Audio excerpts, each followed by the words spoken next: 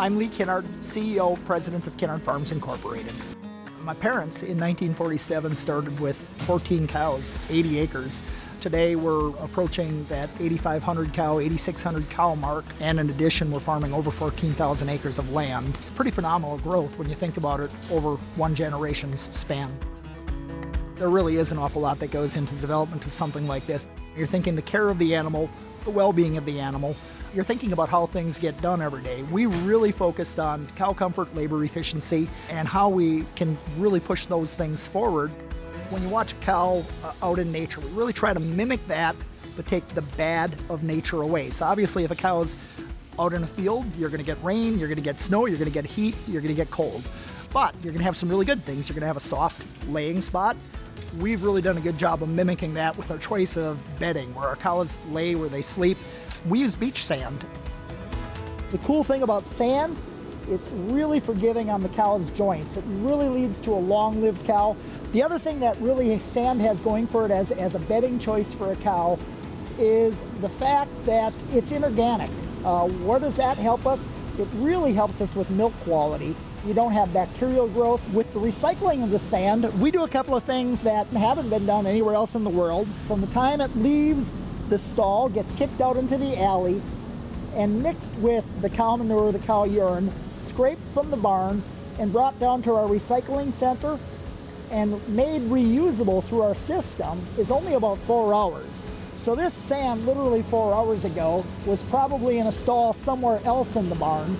Since then, it's been brought through our process, dried, cleaned, and actually brought back to the barn. A cow also is really poor at handling heat stress. So we really put a focus on that. We've developed a system here, it's called a cross-ventilated barn. We're using a really simple system, much like an air conditioning system, that actually cools the interior of the barn about 23 degrees from the exterior temperature, which is just enough to keep that cow comfortable regardless of what's going on outside. The rotary milking parlor is a fairly simple concept that isn't as simple as it looks, I guess. So we're milking with a 100-stall rotary, which means we milk 100 cows at a time. About 5 seconds per cow is what it takes us to prep, get a milker on, and then it's on to the next cow. The cows absolutely love the ride. They fight to get onto this thing. They're just like little kids at an amusement park. Being a dairy farmer for a lot of years, that to me is really, really cool to watch. The milk quality is huge on the farm. We're making a food, we take that responsibility very seriously. So when we harvest the milk, we're going directly from the cow. We put it through a flash cooling system, and within 3 minutes, we actually have that milk flash cooled down to 33 degrees, loaded directly onto a semi. We're somewhere around 12 to 13 gallons of milk per cow every single day. So a lot of milk. We fill about 13 semi-loads in any given 24-hour period here. The milking is non-stop, continuous, goes on 24 hours a day, 7 days a week. But interestingly enough, we do this in shifts so that they're never away from their food, their house, their water for more than 31 minutes at a time.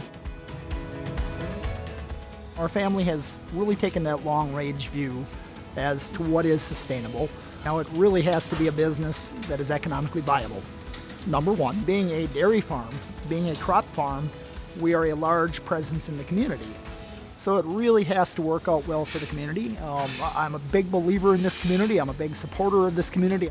Another really important component of sustainability is environment, which is where agriculture has a great story to tell, especially dairy farming. Dairy farming is one of the few forms of business anywhere worldwide where we not only sustain our land, but with the farming practices of today, we continuously improve our land. And really by improving that land, really be highly protective of our environment at the same time.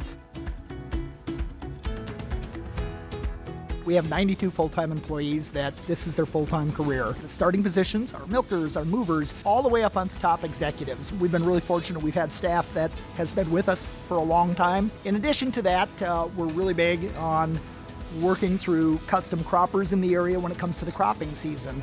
So right now we have 7 local families that service solely Kinnard Farms. So it's not uncommon in the summer months That 92 becomes about 250 people. So there's an awful lot of business made by the farming community, by our farm.